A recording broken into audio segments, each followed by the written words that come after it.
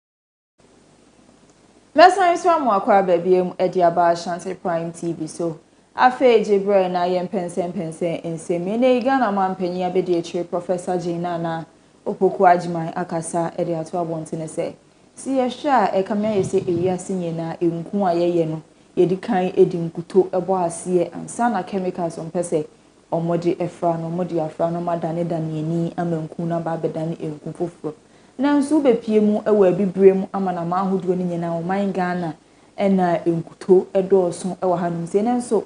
kamia yese ye na nkasa enkuto no ewo ye kuro mu no kura ne ye nhyeda ehunu so emfa so bebre ye maame mu ebre eye enkuto nanso di kodwa manso a ne ye twaketuwa bi anase obehunu eda ho bebre ne de amawo ese tu si di ye de enkuto no ekodwa manso man yankasa ha se ni ye mu no enti ye di kodwa manso kura ye ntumi emmobo papa bia emfamano no no wakasa ede ato abontene se enei aban ede nhyehyɛ pegu akroma eba abeboa amahye bata adwumadie no etumi etumpon se de be ye kodwa manso a ebetumi enya bo wode nsemu enyina ato abontene ebrode na animunyam ekotai eye afi 2026 eye wona eye enkuto ho adwuma enhye mu ode hyehyɛ so ewo enkran pompini mantemu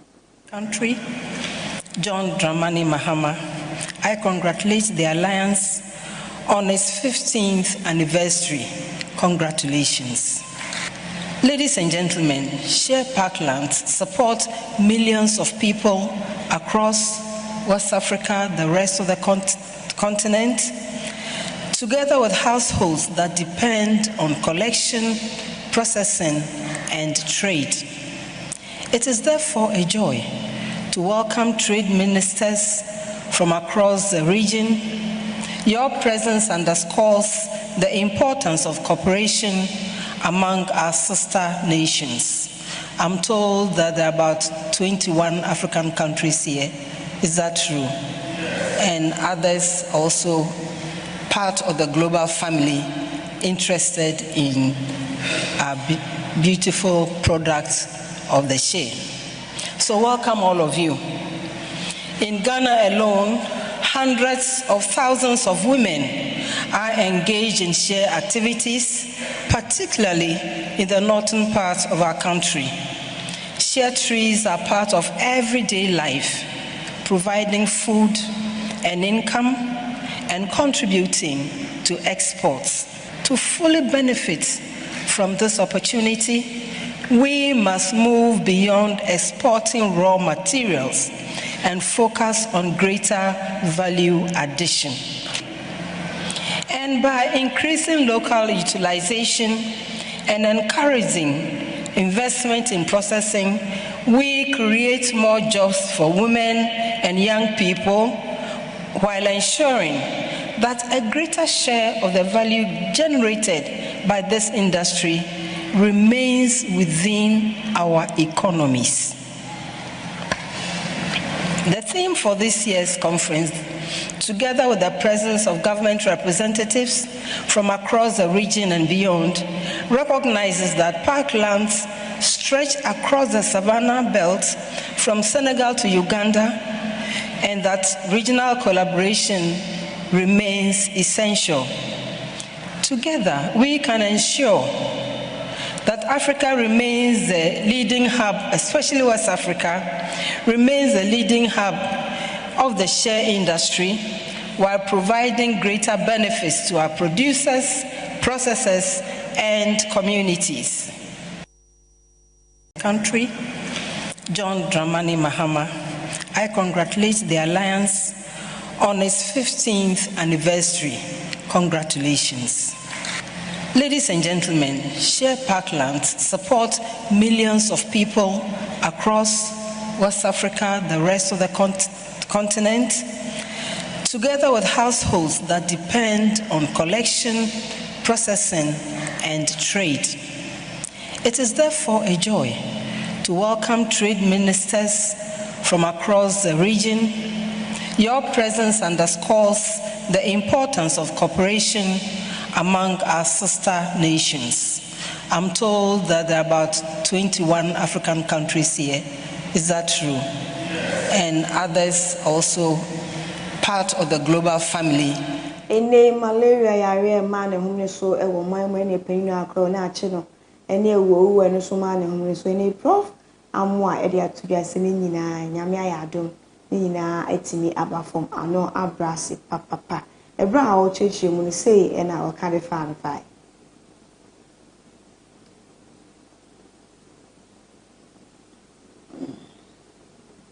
malaria ever from the whole country malaria no eso into prevalence no reduce mortality no so reduce last year say nipa 52 or say bibisa na ewuye into mortality no come from severe malaria come from never be relating to malaria come from but still e bi wo ho into na yebetumi aye aboama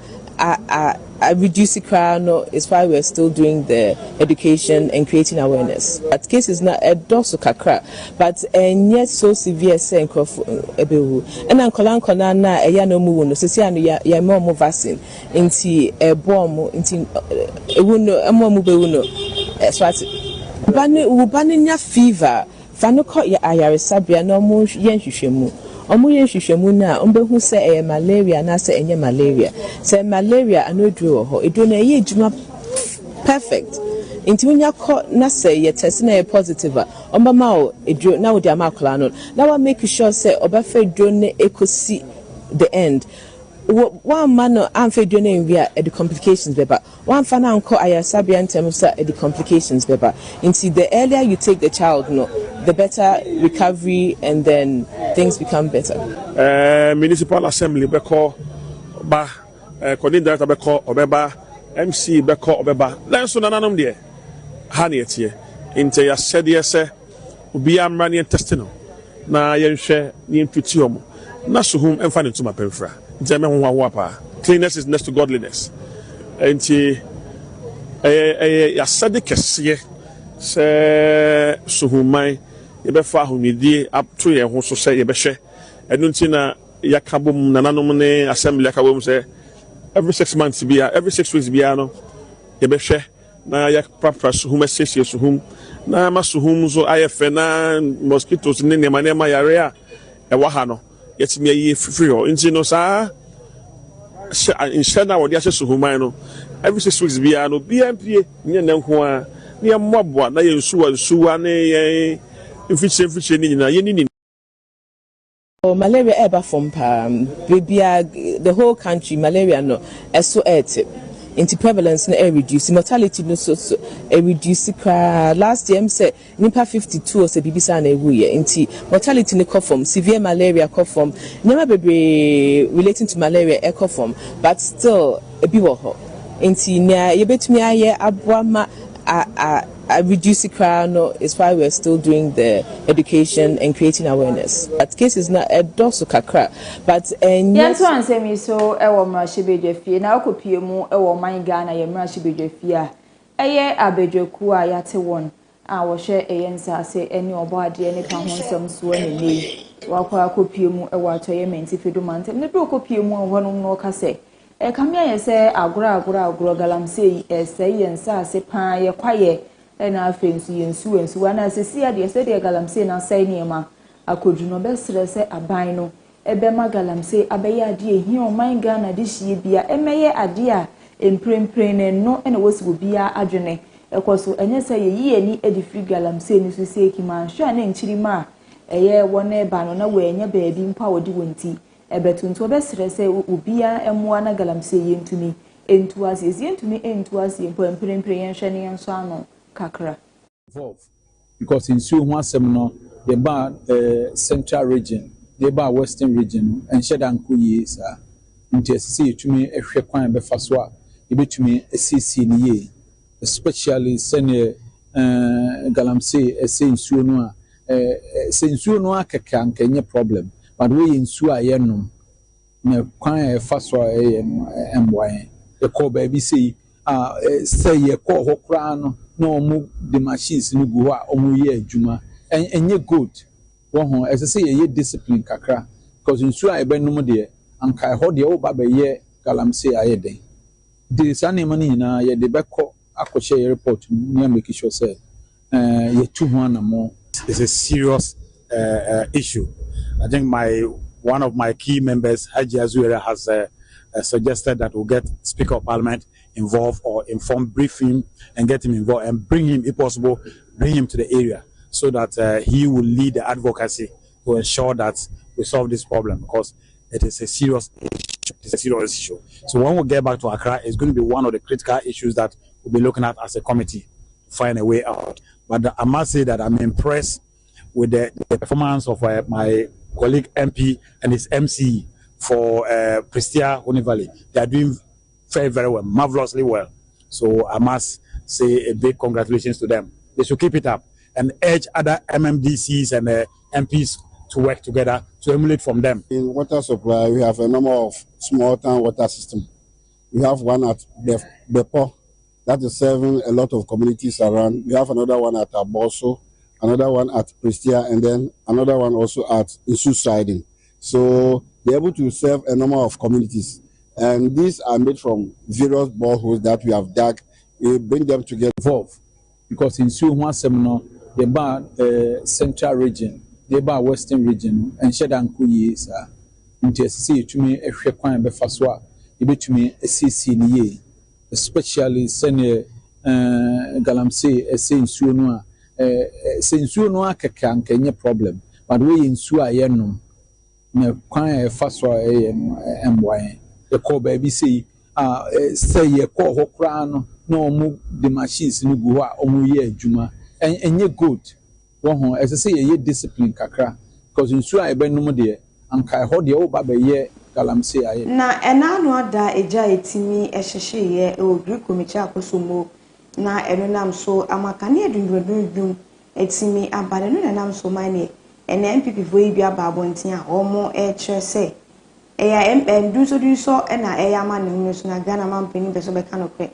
Yes, I do so by and I had you bring you could pay more a word duma. Store will be our generator, SS or moniama, and the way Diani name we there was a 1 hour moon. We do Adrian, and yes, I want to sort of go feed much and over there. Adriano, a best we know, Sanso County Council was a Ghana for say. A brand so, I say almost a demonstration at the HCR barrier. Near Bomodia say, I be doing Romusan say, do so dear, and Buagana mine. Do so a mini and Kofo, and you ma a goo. Call a doom says, I say, Oko Duma, I say, one logo light, stop beer, Nimono generator heading, here, co store. Look, Bomwa, Omuyitre, hairdressers. Even students almost are thrown so we crown and crown and young light from the head. It is Sandy. You know, ma, and then remember what bay. Obey Adriani at the Asha Freedom. You say, Adriana can Asha Freedom, still Asha Freedom, and quite Asha Freedom, said the baby a bear 1 week. You say, I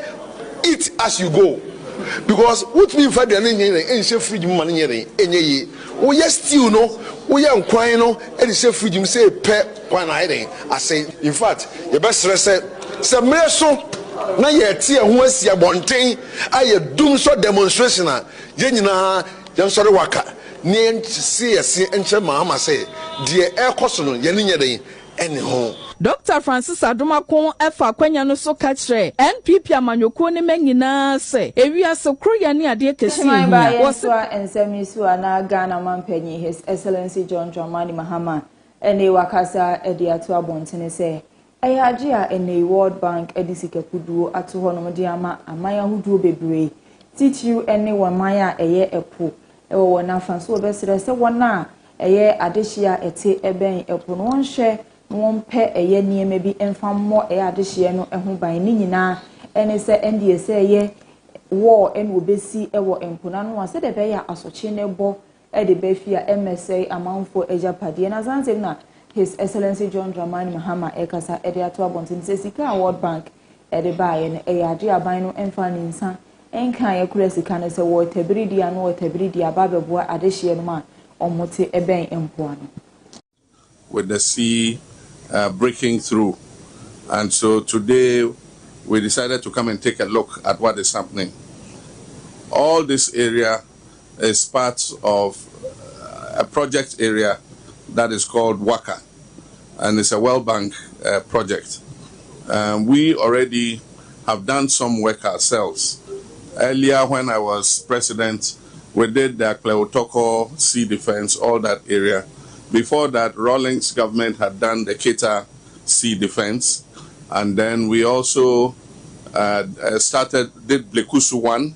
and then Blekusu 2 is currently ongoing. The rest of the coast is supposed to be covered by the World Bank $150 million Waka project. And that includes this area all the way to Ketu South and parts of Angloga. And so as the minister told you, there's going to be sea defense, and there are also going to be groins built into the sea to break the currents, the strong waves, so that it will come back to the coast in a very gentle manner. There will also be planting of coconut trees on the beaches in order to stabilize the soil.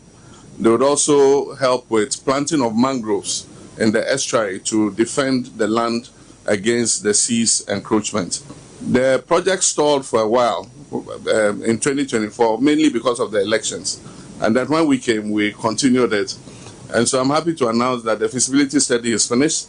They are at the design stage.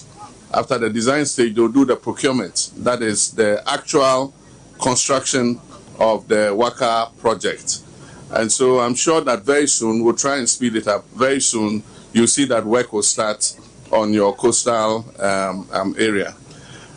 We try to repurpose some of the World Bank projects. But as the minister said, we protected the 150 million that is meant for the Waka project. So your money is safe, and the project is going to go on. Some of the other World Bank projects stalled, and the money is being repurposed for other important priorities. And so I just want to ask for your cooperation as we continue the processes to do the work. But in the meantime, we will contact VRA to see if they can do some dredging in the main estuary so that it eases the pressure on this side. Normally, when the estuary is silted, then it looks for ways to join to the sea in other places. That is what is happening exactly here. But if maybe I'll copy mu eon campum, Punimante, Moya names will be eta, and my money home in the sopa, I want and 24 hours and among say,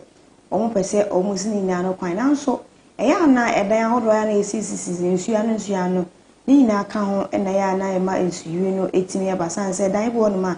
Yes, you will be a bianca and soon with me and your quine, and I'm dying as you want to know. Ayan is no a young one to me, accounting 24, only I shall say. I was as I down and you didn't know. If you want to say, Sunny and your quiet and your quiet. And so you ain't to me, a man who must be my own cry, and they include ground and you rate me money homeless or ill. Any president, any task force, no, ever share area, because not in Suta, a flooded. This area, no Malam area, household, Equal, Bridge, and I see on main wager and one lesson. In Tia Babesh, Yabahanum, Ebeshe, at the Kunti, and you who said, company be a high friend, Kitech. Now, Oma fail in Sion, baby, is in Sionita, and Oma fail home, ye be the president directed, Omuntutu, Anyano, and free honor. Na omunya the right thing. The company no so ba ministry be hu yen na ministry refer omu to hydro and hydro engineers no ne company no team up together and omu eyi sand na no omu dey afele waterway ni na and as they say ama we na by say wo sha nsuo no waterway ne wa no mabiem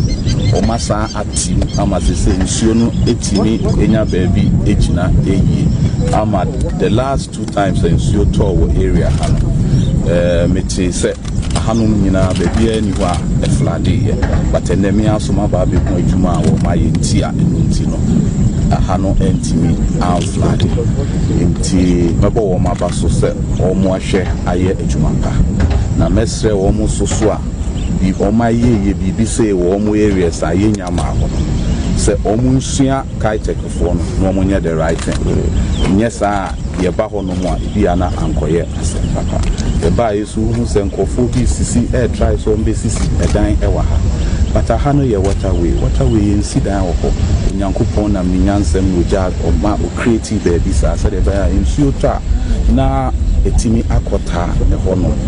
na sɛ mo sida wɔ hɔ na afensuo ne to a na excess water ne nya baabi nkogu a ɛden a ɛbɛ flood na ɛkɔ flood so a ɛbɛ kasa aban no ɛnyɛ hwee meanwhile ne aban no ɛna ka sɛ besi dan no ɛwɔ nsuo nti wɔn sisi adan wɔ ha no yɛbɛ ka kyerɛ wɔn sɛ wɔn nyae na sisi no we have answer ɔhankyɛmu ɛmiɛnsa deɛ ɔma yɛ over 30% deɛ ɔma yɛ sisi nti aka yɛnim hɔ na yɛnim no so sɛ yɛbɛkɔ no nneɛma bebree wɔ ha kyɛ sɛ yɛyi firi kwan mu nkɔfɔm tontɔn adeɛ ɔkwan ho ne saa nneɛma no na electricity lines ne Ghana waterfall lines ne adeɛ nyinaa kyɛ sɛ yɛyi nyinaa firi hɔ ansa na contractor no nya kwan na wɔtumi ahyɛ saa dwumadi no ase na yɛn kɔ hɔ esanse ne gyepsi wiewe ansa na yɛakɔ hɔ ntiano ne baabi ɛyɛ deputy national security coordinator ɛyɛ Mama Elizabeth Amayanka nene wakasa ediato abontene sɛ emranson sɛ ɛyɛ bambo adwumayeku ahodoɔ no nyina nkitahudi esronko ɛbɛda wone ɛyɛ nsɛmtwerɛfoɔ ntem sɛ de ɛbɛyɛ a ɛyɛ wɔn a sɛbisɛ bi woni ɛyɛ tumi krata so bɛka asɛm bi ade afɔ ɔman Ghana ho mpo anaasɛ wɔnyɛ nsɛmtwerɛ ni nyina nso wɔnya tam ne phone esi n'anima na ne social media abafo enti ne wɔyɛ video de akɔto wɔ kan nsɛm a ensɛm fata no nsɛmtwerɛfoɔ no mom ebetumi akyerɛkyerɛ mu ne ɛkɔso ɛwɔ national security for ɔmakakyɛ no mom bɛboa ɛkyɛn sɛ wɔ bia bɛfa phone esi n'anim sɛ wɔ kasa ɛde afa national security ɛho borders and checkpoints. But today, a single manipulated video on TikTok, X or Facebook can cause much more damage to our stability than a physical attack. A fake story on WhatsApp can set two communities, religions, tribes, and gangs against each other faster than any weapon. A careless headline or a false narrative on radio can undo months of peace building. Beyond our borders, the West African sub-region is under pressure. Terrorism, violent extremism, kidnapping, armed banditry, farmer-header conflicts, secessionist agitations, and ethno-religious conflicts are the order of the day. They have made once powerful states pale shadows of their former selves. Freedom and liberties that were once enjoyed by the citizens are now under threat, and in some instances non-existent. These are not distant problems. They are at our doorsteps. The disruptive effect of these deviant forces don't affect security forces only. It affects communities, it attacks truth, and the fabric that holds us together, our cherished social cohesion. Ladies and gentlemen, even though Ghana is a beacon of peace in West Africa, this peace is not guaranteed. It must be protected every single day. The truth is that in this new globalized world, state security alone cannot guarantee the peace, stability, and security of any sovereign republic. That is why the old way of contentious behavior must give way to a new way of effective collaboration. The media has a role to play in collective security and the peace of our nation. I would like to propose 4 practical steps we can consider implementing immediately. 1. A verification channel that works. You should never have to guess whether a piece of security information is true. You should be able to check before you publish. This is not about control. It's about accuracy and efficiency. Number 2, a crisis communication protocol. 3, a commitment to diligence from both sides. 4, a consistent follow-up mechanism. We will establish quarterly review mechanisms or meetings, and will assign dedicated liaisons from the National Security Council Secretariat specifically for media engagement. We will measure progress, we will correct what does not work, and will build trust through repeated and consistent. We will correct what does not work, and will build trust through repeated and consistent action. And you know, a deputy local government minister, a mame, Retana or Dele Soa, and then send the donor out to Gaya, what she say. Basses are hold no aya no more enter danger or mobile stopper. Aya baby, no macquac could Nayana to me a course of traffic, you and in a binding barrier sending now more. Obia Benyan and a bus stop no Johnson, a bear and course of traffic. Bia Elko, I made in the same way. To draw brand or number program or I was so east, I also was an alfie la de Cape Town. Now or number program or all her said, your boss a hodua, ense say sisi miaya esi no ni na betimi esi bia ese say esi no so ma o man mu na se kronku ahodo mu entimi enye basa. And then we also realized on our rounds that there are bus shelters that are constructed. We have a bus stop, and every bus stop should have one bus shelter. You look at Tetekwashi here, it has about 3 bus shelters, and people have made it their business centers. Some of them are making it their homes, and I believe this does not also speak well of us. So the owners of these bus shelters will also be involved to ensure that we declutter the space, and then we would have a beautiful city to live in.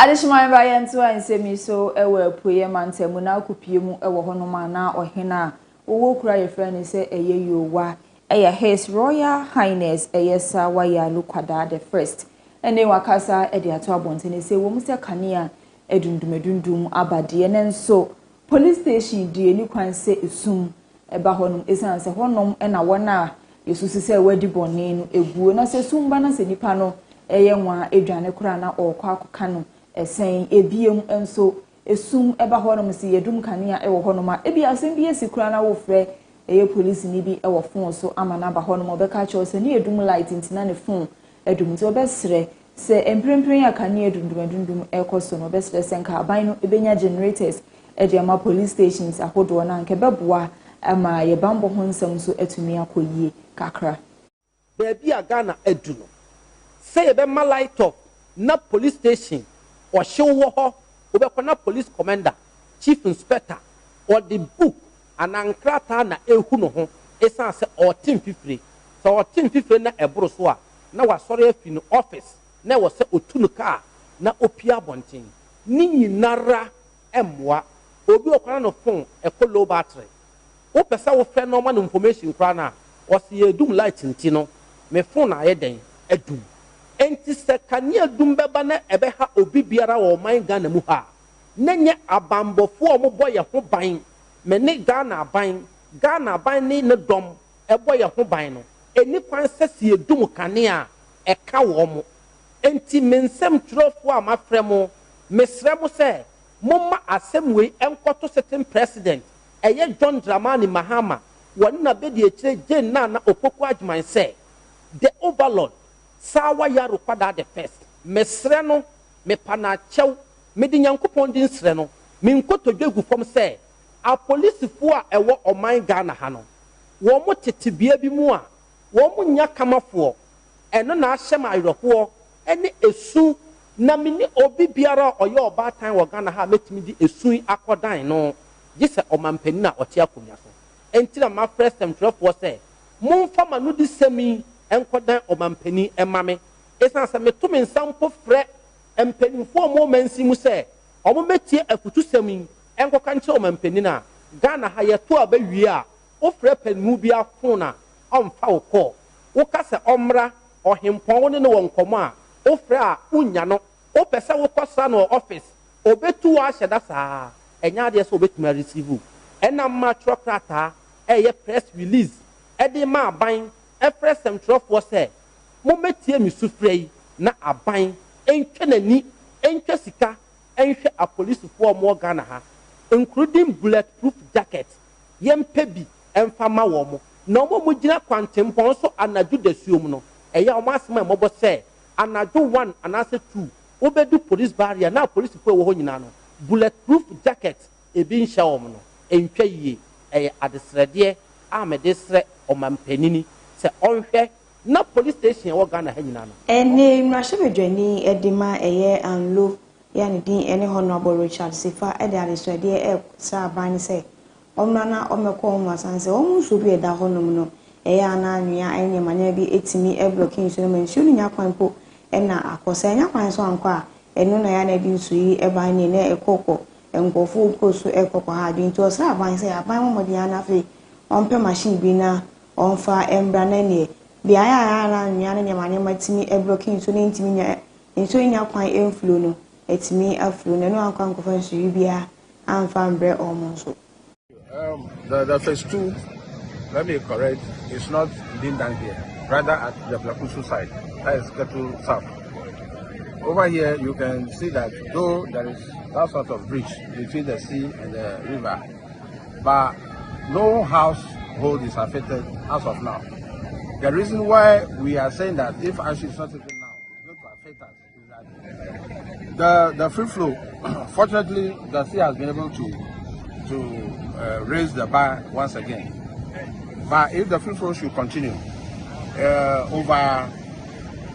hundreds of communities will be wiped out. That is where we started shouting from the one that this is the time for governments. Yes, Chrome, a cry, a one finfini mountain when you okopie mu e wo hono ma. Eye kro adehye wo hono de won hawo ato aban ani mo hawo nyina ne se eye nsam so a e wo ho mehwe eye footbridge a e wo hono ne yade asedi sesei asei akwa akoduru no kamia ye se afidie e na obi ahyehye a wuti aso na chese ejuriwu na wako eye wudamu a ne sa na woko na empanimfo e wo krom hono ma ankasa atoto won sa ase se wo hwe ne wadi asiesie nanso bebi a wadru ne boro wona hoodin so stress aban emekọ wo mmoa e wo sami ma no. But in point to urban nipa do so ha no ni development koso no bridge no to mean contain nsuo no main road main road no mo ye no o ma chene nsuo no nyina so e dia fa this side et nsuo no ba na abeta ha e di ka bubu ya bridge no da church ho letters are the assembly say anta ye mmoa but still the nya ho he nsuo to ankola nko school wo nsuo na chi na se todin a beda nsuo na ja di nsuo na ti ansa na etumi gidi ba 3 days no bia ntumi ntwa enti association ne community ne na no mo mpanyifo ena ekeka ye ho bom se ye baba modin a na yetumi afexe ne ye ho ahare ye wa ha enti yesese mpanyifo ye betumi ato 10 bags no ato ye beto 20 bags no ato nipa wa ha nyina yeso mo ye adwuma yi pasafuduma obi ade na hoden ene mason for carpenter for ne machine ya oye adwuma yi ode eche ye wanje esika ti eguso kakaka still bende se ba ye so far ye use be 4 tons ene ye dia ye kakra ya ye ene ho cement ye use more than 200 bags still yenya akade ni nyina ti egusu ayeye to mafo no ye wotima ema ye hunti ena ye huma ye hu ya ye adwuma nkasankasa egusu ayeye na ofa na aban mpenifo no de enim ne wo ye letters ya aturo akwa se we ni government school ha ave so light ye program kese pa ena ye kwan from Pentecost ba nyina kwan nye yes MP so on train any emehwe patam mai e so yini ye okoye no yentene nka biom ba wanda dai duwa aiki ba zuwa makaranta ba school ba wanda kai ko je hospital ko ina ba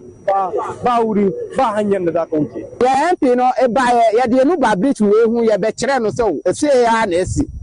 e se be mai smith 50 baht so se lo se nya vote na wi a e be ba be ye bridge no mai any ene ya kata ni ye kai wo se kasie etwegu e wa be fontente video ahodo ni nyina so Facebook edi akotene ho TikTok YouTube IG ene ne eke ka ho na bomodin share na afi ye mfa ni aye wo e wa Ashanti Prime no yentimi emfa enso ma fe so kasie so be ya oda na e aboafo bi e na o mbo ye chidom e ma ye de kasie no e wa be so mwo aboafo ni bi ni POG band omo the band e na edi djuma waiting ya from 0248400056 and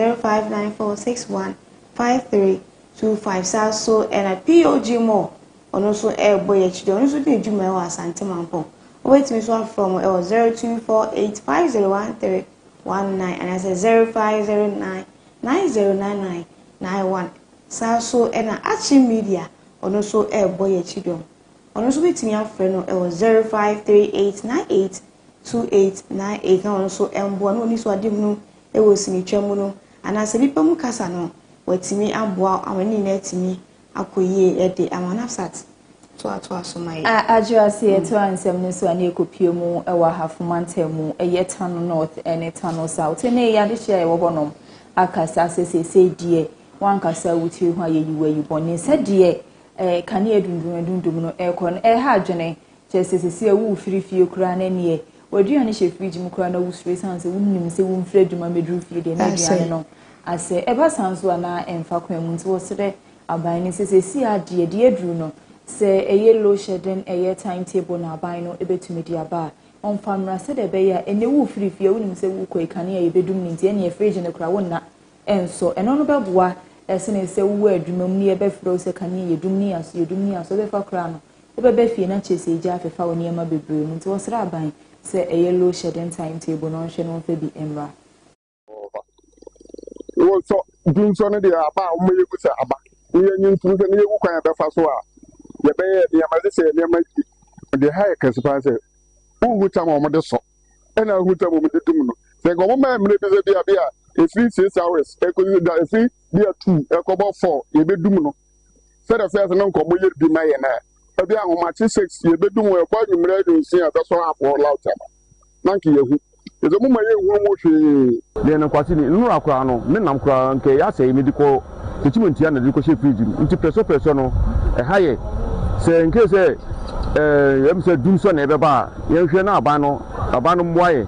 dumso no e haye papa e wo ha na ya so ye be kwa kodu fie ni ya se dum light na aside ejuma no so no ye say ye students ye kofia ye sia de ebi ade tien ye wo quiz na sectors bitra ye person ye sia de ni use a laptop no light no mbe so na ye half current start be say 2 months ni e ya se duma na so e so ntimi nya se de e se etimi ye ma e be boa ye no e wo low ntimi nko high ma ye e se e ma ye drink ni ye niam bebre e se mi ye dokono no de boko nika ni adum light no na aka machine mu esa na ma yadwuma na ye na betu da boa ye ma no school no entimi enye seresi pen no na crowd ye de eche da bobe no nine elko no num no na kanea no edumye ne sa ba ye te bobe no nsia no na je no ho eje no ho be si enra numre no nsia no be si sabre ya me no ka sei de kanea ne mbai oba amanfo bi use de ye cold store ebi nso de ye printing any ade oba amanfo nyuma nyina ye stand stella sese no ase kanea nsem ne ntino ama eduma sem tumi nkoso obetema I water no south ha ene kra da due ko madum be nyunu ko be blebe nsia no madum no ama ye no manyina asese o wa so light ne so na edum low current higher pa nti yesrem munyanwu bibi ma ye TV so kra etimi sei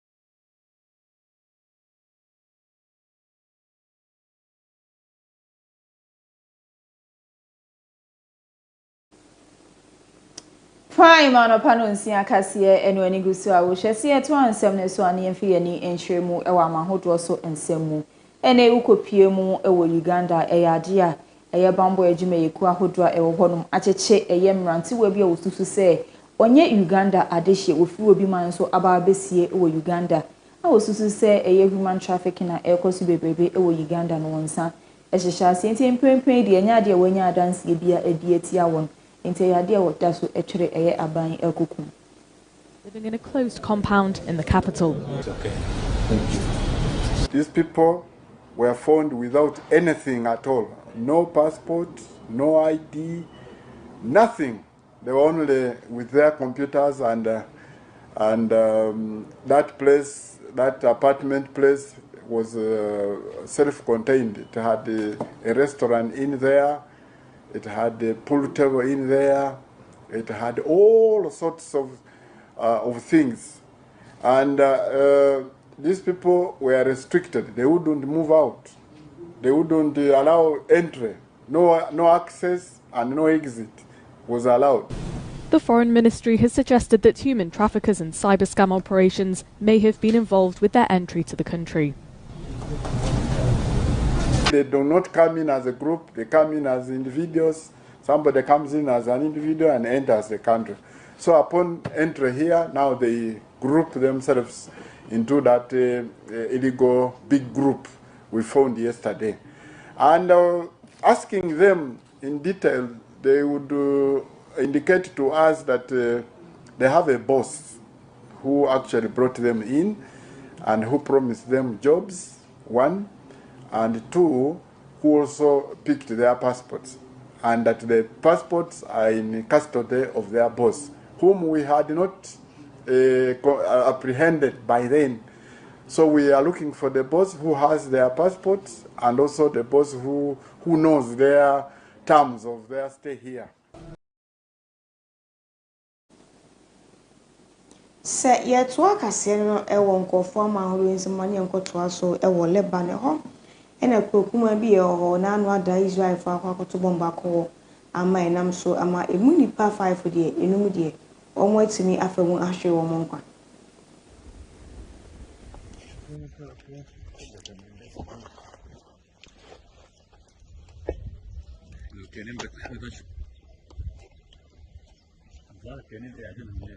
I'll show you on your own. And I said,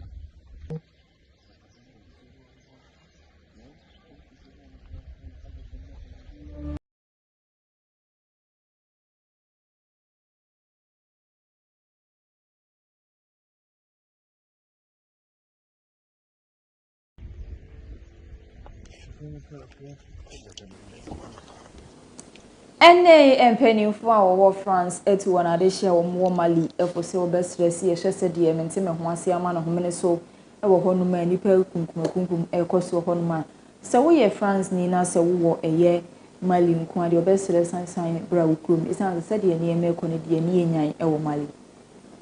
In an update travel advisory on Wednesday, the French foreign minister warns that the security situation remains extremely volatile. Pending their departure, French nationals are advised to stay at home, limit movement, follow instructions from local authorities, and keep relatives informed. Paris has now strongly discouraged all travel to Mali. The alert comes after West Africa's Al-Qaeda affiliate and Tuareg-dominated separatist group targeted Mali's main army base and the area near Bamako's airport, while also pushing Russian forces supporting the government out of the strategic northern town of Kidal. France says around 4,200 of its citizens are registered with the consulate in Mali, with an estimated 3,000 more unregistered, most of them dual nationals living in Bamako. Meanwhile, Mali military leader has vowed to neutralize those behind the attacks. Na ewo Mali nsensemu na ombambo kopeni kwanchofa oda omano ababontin ede nsem dodo no ababetu gya na wo hwe sa ko na ewo wu a etimi asi ewo omama na no ada me da etwa mu etimi nam so ama omu defense minister wetimi afemu ahwe omu kwano omu ka ede ache Mali man se omu ka wakoma ento omu ye ne bibia be ye sanse penfo arese omu de nhye bi kwan so ne de obi akoma eto ne ye. Maliens, mes chers compatriotes, je m'adresse à vous en ce moment d'extrême gravité que traverse notre pays.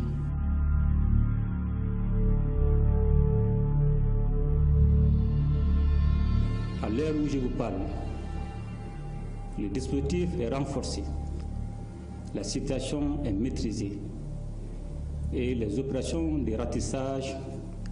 de recherche, d'exploitation du renseignement et de sécurisation se poursuivent.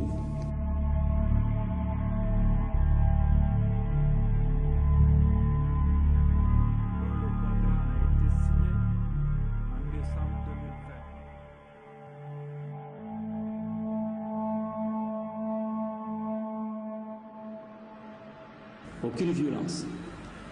aucune intimidation, encore moins des tentatives désespérées de déstabilisation ne sauront inverser la marche de notre pays. La refondation se poursuivra, la souveraineté se consolidera, notre peuple, debout et résilient comme jamais, triomphera de cette épreuve.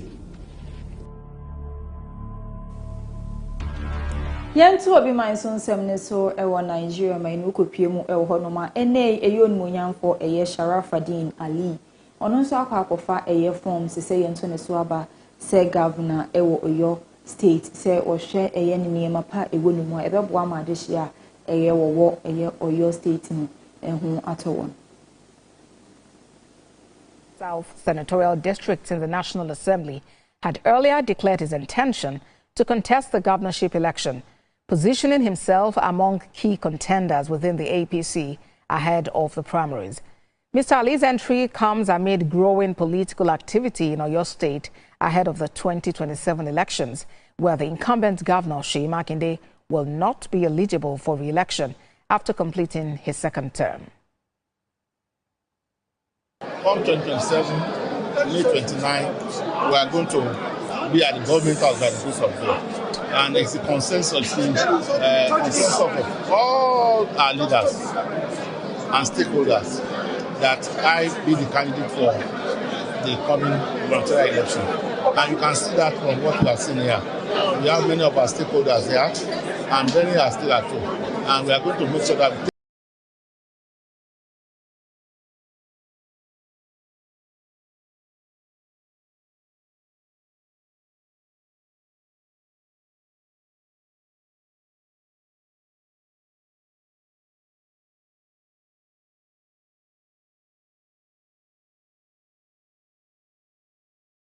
de kasini na esiha ede amona kase de besunwe ensemu ana edi ho akotene ebs ye konkofo ma hodo aso ekokọ amfa ensemi bi ede ebreo Science enene Ghana mampanyi His Excellency John Dramani Mahama ede nsembi eto abontene efa won de ebeboa eye wona wote eben epono sanso ena yekokopie mu ewo local government omo akache ensemi bi efiri honum ebae Professor Jaina na Opoku Ajima Ghana mampanyi abediechi ekasafa ejina ya ban esi ediafa eye enkutu dwumedie ehu ye ni nsembi eka ho ena meni nua ba ye gi yegwa na ye de ba beso kase abofo omo nso ebo ye chide ma ye de kase ba beso mo ebi ni POG band POG mo ena fi Action Media channel so kase obenye bi a share Facebook Ashanti Prime TV YouTube Ashanti Prime TV na TikTok and say Ashanti Prime TV share no comment wa like no wa share e de amaye kama afi so emma wore fi say ye ni agi yegwa na ye de kase ba beso mo eni osumfo ajo adempo mini aba Miss Navsat yakra obia